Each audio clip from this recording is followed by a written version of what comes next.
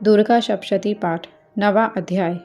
निशुंभ वध। राजा ने कहा, हे ऋषिराज, आपने रक्त बीज के वध के संबंध में रखने वाला वृत्तांत मुझे सुनाया है। अब मैं रक्त बीज के मरने के पश्चात क्रोध में भरे हुए शुंभ व निशुंभ ने जो कर्म किया है वह सुनना चाहता हूँ।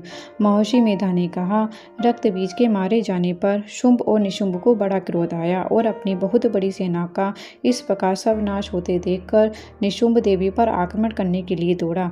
उसके साथ बहुत से बड़े बड़े असुर देवी को मारने के वास्ते दौड़े और महापराक्रमी शुंभ अपनी सेना सहित चंडिका को मारने के लिए बढ़ा। फिर शुंभ और निशुंभ का देवी से घोर युद्ध होने लगा और वह दोनों असुर इस प्रकार देवी पर बाण फेंकने लगे जैसे मेघों से वर्षा हो रही हो। उन दोनों के चलाए हुए बाणों को देवी ने अपने बाणों से काट डाला और अपने शस्त्रों की वर्षा से उन दोनों दैत्यों को चोट पहुंचाई।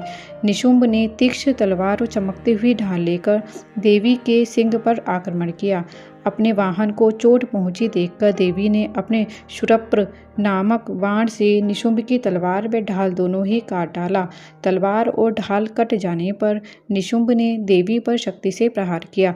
देवी ने अपने चक्र से उसके 2 टुकड़े कर डाले। फिर क्या था, दैत्य मारे क्रोध के जल भुन गया और उसने देवी को मारने के लिए उसकी ओर शूल फेंका, किंतु देवी ने अपने मुक्के से उसको चूर चूर कर डाला। फिर उसने देवी पर गदा से प्रहार किया। देवी ने त्रिशूल से गदा को भस्म कर डाला।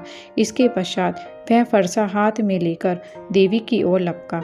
देवी ने अपने तीखे बाणों से उसे धरती पर सुला दिया।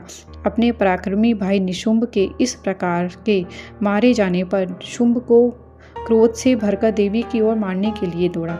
वह रथ में बैठा हुआ उत्तम आयुधों से सुशोभित अपनी 8 भुजाओं वाली से सारे संसार को ढाके हुए था। शुंभ को आता देखकर देवी ने अपनी शंख बजाया और धनुष की टंकोर का अत्यंत दुहस शब्द किया। साथ ही अपने घंटे के शब्द से, जो कि संपूर्ण दैत्य सेना के तेज को नष्ट करने वाला था, संपूर्ण दिशाओं में व्याप्त कर दिया। इसके पश्चात देवी के सिंह ने भी अपनी दहाड़ से, जिसे सुन बड़े बड़े बलवानों का मद चूर चूर हो जाता था, आकाश, पृथ्वी और 10 दिशाओं को पूरत कर दिया। फिर आकाश में उछलकर काली ने अपने दांतों और हाथों से पृथ्वी पर पटका। उसके ऐसा करने से ऐसा शब्द हुआ जिससे कि उससे पहले के सारे शब्द शांत हो गए। इसके पश्चात शिवदूती ने असुरों के लिए भय उत्पन्न करने वाला अट्टहास किया, जिसे सुनकर दैत्य थर्रा उठे और शुंभ को बड़ा क्रोध हुआ। फिर अंबिका ने उसे, अरे दुष्ट, खड़ा रह कह तो आकाश में से सभी देवता जय हो बोल उठे। शुंभ ने वहां आकर ज्वालाओं से युक्त एक अत्यंत भयंकर शक्ति छोड़ी, जिसे आते देखकर देवी ने अपनी महोलका नामक शक्ति से काट डाला। हे राजन, फिर शुंभ ने सिंहनाद से तीनों लोक व्याप्त हो गए और उसकी प्रतिध्वनि से ऐसा घोर शब्द हुआ जिससे इससे पहले के शब्दों को जीत लिया। शुंभ के छोड़े बाणों को देवी ने और देवी के छोड़े बाणों को शुंभ ने अपने बाणों से काट सैकड़ों और हजारों टुकड़ों में परिवर्तित कर दिया। इसके पश्चात जब चंडिका ने क्रोध में भर शुंभ को त्रिशूल से मारा तो वह मूर्छित होकर पृथ्वी पर गिर पड़ा।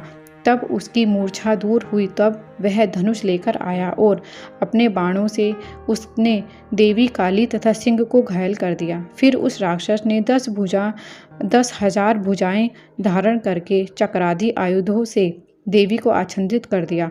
तब भगवती दुर्गा ने कुपित होकर अपने बाणों से उस चक्रों तथा बाणों को काट डाला। यह देखकर निशुंभ हाथ में गदा लेकर चंडिका को मारने के लिए दौड़ा। उसके आते ही देवी ने तीक्ष्ण धार वाले खंड से उसकी गदा को काट डाला। उसने फिर त्रिशूल हाथ में लिया। देवताओं को दुखी करने वाले निशुंभ त्रिशूल हाथ में लिए हुए आता देखकर चंडिका ने अपने शूल से उसकी छाती पर प्रहार किया और उसकी छाती को चीर डाला। शूल विदीर्ण हो जाने पर उसकी छाती में से एक उस जैसा ही महान पराक्रमी दैत्य ठहर जा कहता हुआ निकला। उसको देखकर देवी ने बड़े जोर से ठहाका लगाया। अभी वह निकल भी न पाया था कि उसका सिर अपनी तलवार से काट डाला। सिर के कटने के साथ ही वह पृथ्वी पर गिर पड़ा। तदंतर सिंह दहाड़ दहाड़ कर असुरों का भक्षण करने लगा और काली शिवदूती भी राक्षसों का रक्त पीने लगी। कौमारी की शक्ति से कितने ही दैत्य नष्ट हो गए। ब्रह्मा के कमंडल के जल से कितने ही असुर समाप्त हो गए। कई दैत्य महेश्वरी के त्रिशूल से विदीर्ण होकर पृथ्वी पर गिर पड़े और वाराही के प्रहार से छिन्न भिन्न होकर धराशायी हो गए। वैष्णवी ने भी अपने चक्र से बड़े बड़े महापराक्रमियों का कचूमर निकालकर उन्हें यमलोक भेज दिया और ऐन्द्री से कितने ही महाबली राक्षस टुकड़े टुकड़े हो गए। कई दैत्य मारे गए, कई भाग गए, कितने ही काली शिवदूती और सिंह ने भक्षण कर दिए। 9वां अध्याय समाप्त।